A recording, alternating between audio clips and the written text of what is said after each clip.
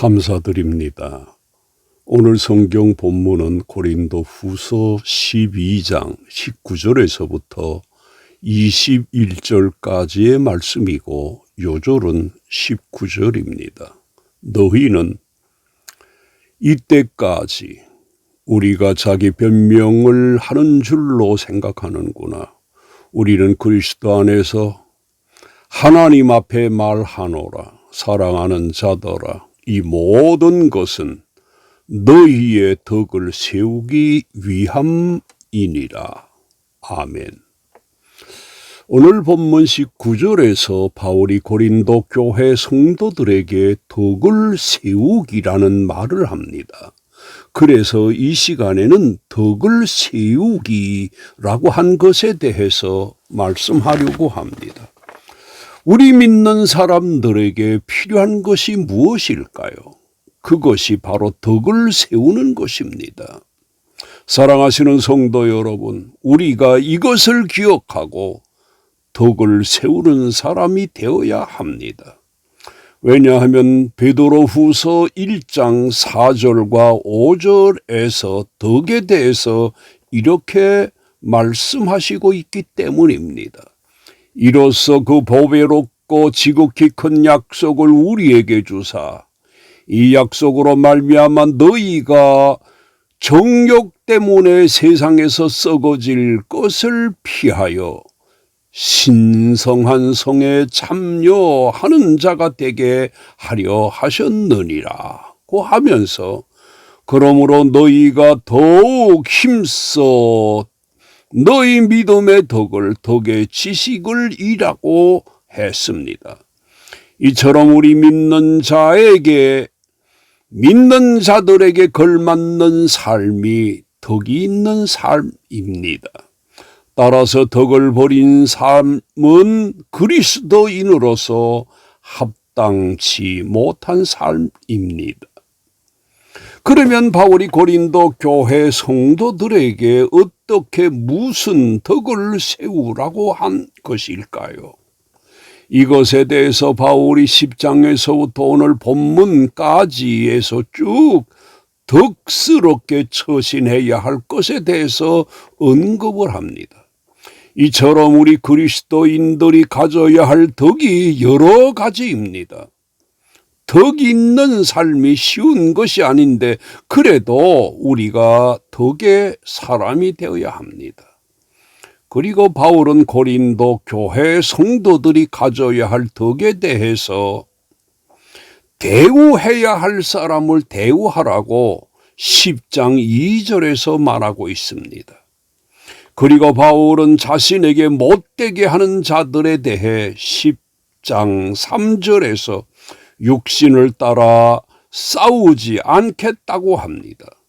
이처럼 바울은 고린도 교회 성도들에게 덕을 가르치기 전에 자신이 먼저 덕스러운 삶을 살았던 것입니다. 그리고 바울은 계속해서 10장 5절에서 영적인 싸움의 대상에 대해서 하나님을 아는 것을 대적하여 높아진 것을 다 무너뜨리고 모든 생각을 사로잡아 그리스도에게 복종하는 것이라고 합니다. 이처럼 그리스도인들은 누구와 싸우는 것이 아니라 먼저 나와 싸워야 합니다. 이렇게 해야 덕스러운 사람이 되는 것입니다. 그리고 바울은 계속해서 그리스도인이 갖추어야 할 덕에 대해서 이렇게 말합니다. 이처럼 우리가 예수를 믿고 구원을 받은 것은 쉬운 것이나 예수 믿는 사람으로서 사는 것은 쉽지 않습니다. 이런 면에서 주님이 우리들에게 좁은 길이라고도 하신 것입니다. 그런데도 예수를 영접하고서도 믿는 자답지 않게 덕을 버린 사람이 되면 세인들에게 나만 손가락질 받는 것이 아니라 내가 다니는 교회는 물론 주님에게도 누가 되는 것입니다. 우리가 이것을 명심하고 덕 있는 사람으로서 무언의 전도자들이 되어야 할 것입니다. 그런데 바울이 고린도 교회를 덕 있는 교회가 되게 하려고 했으나 그들이 바울을 어떻게 여겼다고 합니까? 이것에 대해 바울이 19절에서 이렇게 말하고 있습니다. 너희는 이때까지 우리가 자기 변명을 하는 줄로 생각하는구나 라고 합니다. 우리가 바울의 이 말에서 볼 수 있는 것처럼 교육이 쉬운 것이 아니다는 것을 알 수 있습니다. 사람들에게 가르쳐도 그것을 받아들이는 것이 아니라 굴절시켜 엉뚱하게 여기는 것입니다. 이처럼 가르침을 잘 받는 것도 큰 덕목 가운데 하나입니다.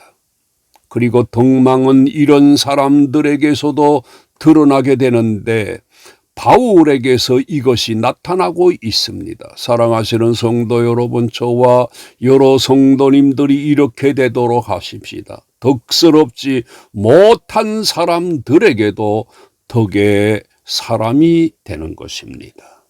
그런데 바울이 고린도 교회 성도들에게 덕을 세우라고 요구하다가 어떤 소리를 듣게 되었다고 하지요?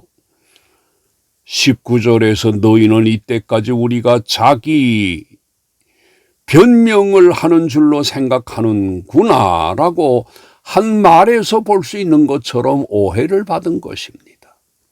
이것에서 볼 수 있는 것처럼 고린도 교회 성도들의 수준을 읽을 수가 있는데 그것은 역시 그들에게 덕이 부족하다는 것입니다. 사랑하시는 성도 여러분, 어떤 사람이 덕 있는 사람입니까? 많은 대답이 나올 수 있으나 오늘 본문의 고린도 교회 성도들과 같이 하지 않는 것이 그 중에 하나입니다. 덕 있는 사람은 상대방의 말을 받아주고 들어주는 것입니다. 듣고 꺾어서 야릇하게 생각하는 것이 아니라 그렇군요, 알겠습니다, 그러는 것입니다. 이것이 덕스러운 태도입니다. 이런 태도는 가정에서 가족들 간에도 그렇고 다른 사람들과 대화할 때에도 필요하고 예배를 드릴 때에도 꼭 필요한 것입니다. 그리고 또 덕 있는 사람이 어떤 사람일까요? 한마디로 오늘 본문의 바울과 같은 모습인데 바울이 고린도 교회 성도들을 덕 있는 사람들이 되게 하려고 힘을 썼으나 변명하는구나 하는 소리를 듣게 되었던 것입니다. 그러나 바울은 저들의 그런 태도에 대해 불쾌하게 여기는 것이 아니라 자신의 진심을 이렇게 말하고 있습니다. 역시 오늘 본문 19절에서 우리는 그리스도 안에서 하나님 앞에 말하노라. 사랑하는 자들아, 이 모든 것은 너희의 덕을 세우기 위함이라고 밝히고 있습니다. 우리가 이러해야 합니다. 오해를 받아도 싫은 소리를 들어도 주께서 뜻하시고 원하시는 것이라면 자신의 감정을 접어두고 자신이 할 바를 계속 하는 것입니다. 미운 감정을 버리고 주께서 원하시는 바를 줄기차게 하는 것이 덕 있는 사람의 삶입니다. 이처럼 덕스러운 삶은 어운한 감정을 제어해야 가능한 것입니다. 토의입니다. 믿는 사람들이 가져야 할 성품 중에 하나가 덕인데 우리가 덕이 있는 사람입니까? 두 번째, 예수를 믿고 구원을 받은 것은 어렵지 않으나 믿는 자답게 사는 것이 쉽지 않은데 각자 잘 안 되는 덕목이 무엇입니까?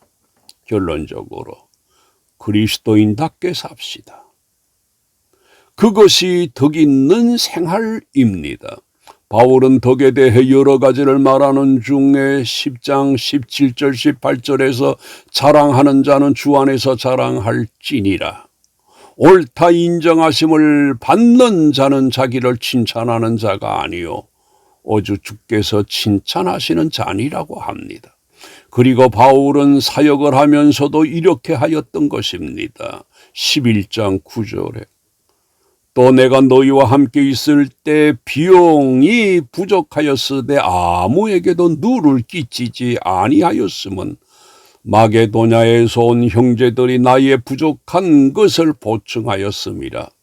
내가 모든 일에 너희에게 폐를 끼치지 않기 위하여 스스로 조심하였고 또 조심하리라고 합니다.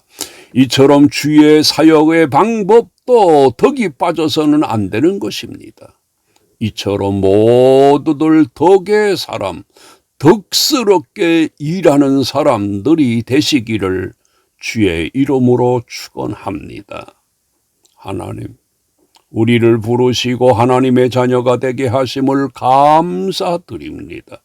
우리가 이런 은혜를 입었음에도 하나님의 자녀답게 살지 못했음을 고백하오니 우리를 용서하시옵소서. 이후로는 하나님의 자녀답게 살려고 하오니 도와주시옵소서. 예수님의 이름으로 기도드립니다. 아멘.